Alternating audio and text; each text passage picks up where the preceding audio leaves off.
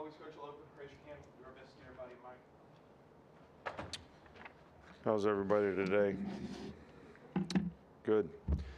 So I think 3 points of emphasis that we've really tried to make after the scrimmage is, really getting the guys to sustain, to finish, better effort to finish plays, better effort to maintain your intensity, whether it's during the play, the next play, or the 50th play, to be able to sustain and have the mental toughness to be able to maintain and sustain your intensity so you can finish plays. That also leads into mental errors. We got to eliminate mental errors. Too many times guys aren't doing what they're supposed to do, and it leads to negative plays. So we're constantly trying to teach guys cause and effect. When you do this and you don't do it right, this is what happens. If you do it right, this is what happens. So, and we have to get more consistency in performance, and I think it goes back to sustaining and maintaining intensity. The same way you have to finish a play so that we eliminate mental errors. Everybody can do their job, and we can play better as a team. And that bleeds right into the other point of emphasis, which is penalties. It's been a big emphasis for us this spring to eliminate penalties, and I think goes back to the same thing. If I can maintain and sustain my intensity and focus on whether it's jumping off sides, whether it's illegal motion, whether it's wrong formation, and half of our penalties have been pre or post snap. In other words, they don't happen during the play. So, and those things can all be eliminated if we just have a little better discipline, a little better focus, and maintaining intensity. So, those are the things that we really want to emphasize. The last 2 days in practice, I thought the intensity has been good. I think the spirit's been good. I like the spirit of the team. I said that after the scrimmage. There's just a lot of things. We got a lot of young guys. We got a lot of things to work on to try to get a little better consistency in performance. So that's our focus this week. That'll be our focus for the scrimmage, so that we get a little better execution on a little more consistent basis. Obviously, we got the high school coaches clinic coming up this week. This is one thing that we always look forward to. Coaches do a lot for us. They've done a lot of hard work to develop a lot of the guys that we coach on our team, and this is the one way that we can thank them by trying to have the best possible clinic so they can have an opportunity to develop knowledge and get some experience and get some new energy and ideas for things that they can do to help their program, but also hopefully have a good time as well. So we look forward to that as always. Starting with Nick. Yeah, you added Ken Wisenhunt as a special assistant to the head coach this offseason. Why was he someone you wanted to bring in for that role specifically? He's got a lot of good experience. He's a really good coach. He's been a head coach. He's been an offensive coordinator in the NFL for a long time. So I just thought it'd be a great compliment to our staff. He's been in a similar role at Penn State for 2 years, so he really learned the college game. So he's a good guy. I think everybody has a lot of respect for him, and I think his energy, his enthusiasm, his ideas have been very helpful to us. Go to Mike. Along the same lines, you added Clinton Dix this offseason. Just what's his role, and as a former player, what sort of perspective can he offer? Yeah, well, is, sort of a player development coach. We have a couple guys around here. Denzel does a great job. Chap does a great job. They coach the players in everything but football.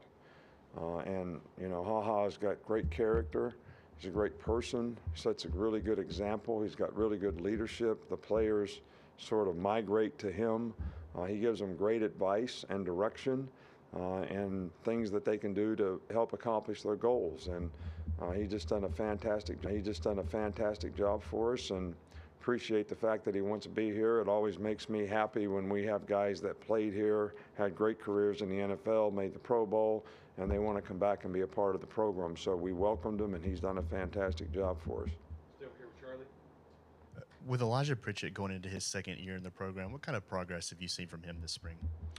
He's done a good job. Elijah's getting better. I think he's one of those guys that's a young guy that needs to be able to sustain his intensity, not get penalties, do the little things right. But he has done a really, really good job this spring. He's played well. He's made a lot of progress and improvement. And he's really, competing hard for a position as a starter. Up front with Chase. For the coaching staff, what's the fundamental difference between Scrimmage 1 and Scrimmage 2, and what does that look like on the field? I don't really know how to answer that question.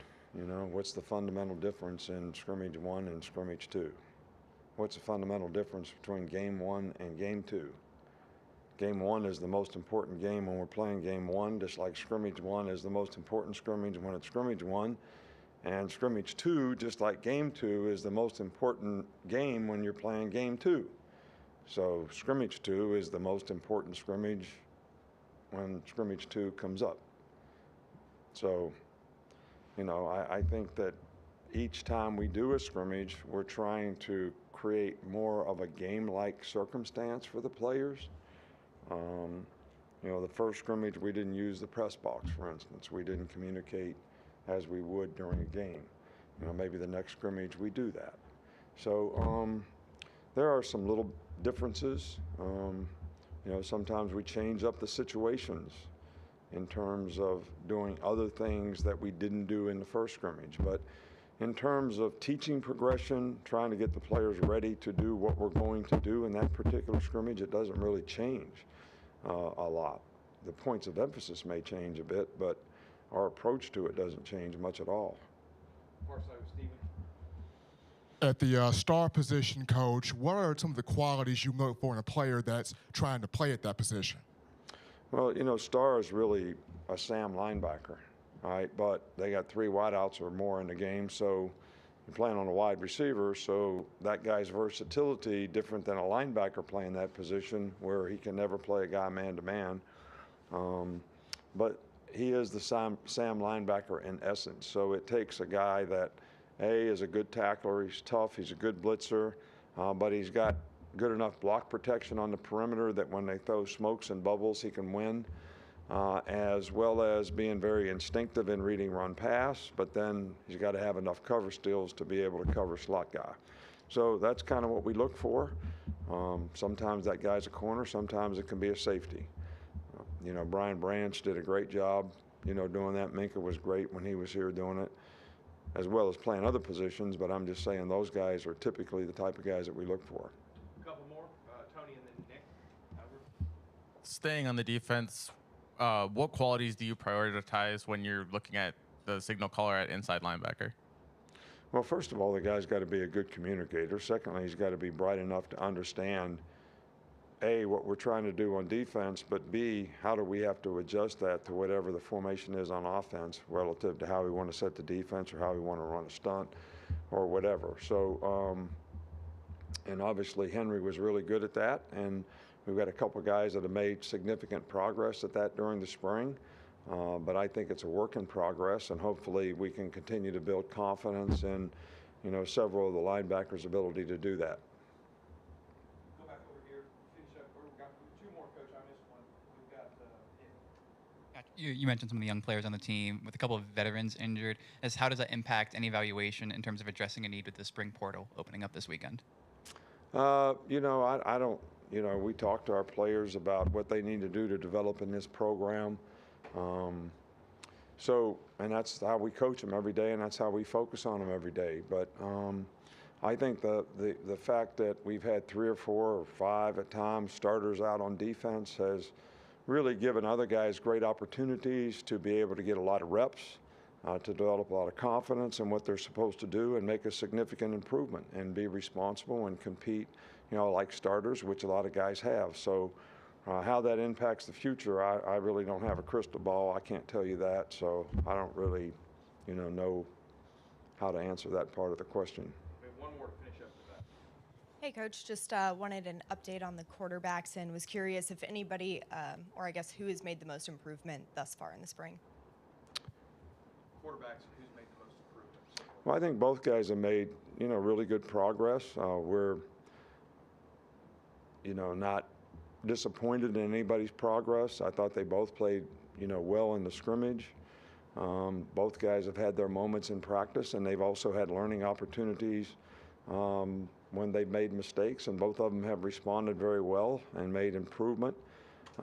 So there's really no, I don't have an evaluation other than the fact that we're coaching every one of the 4 quarterbacks that we have in a program every day to try to help them develop to be the best players they can be. And we're going to continue to do that, and hopefully those guys will continue to have the right attitude about trying to play winning football with the position. And one of the things that sometimes you have to learn that you got to eliminate the bad plays to play winning football. So there's some plays in the game that kill you. So to be able to eliminate those things is a bigger part of being able to execute all the good things.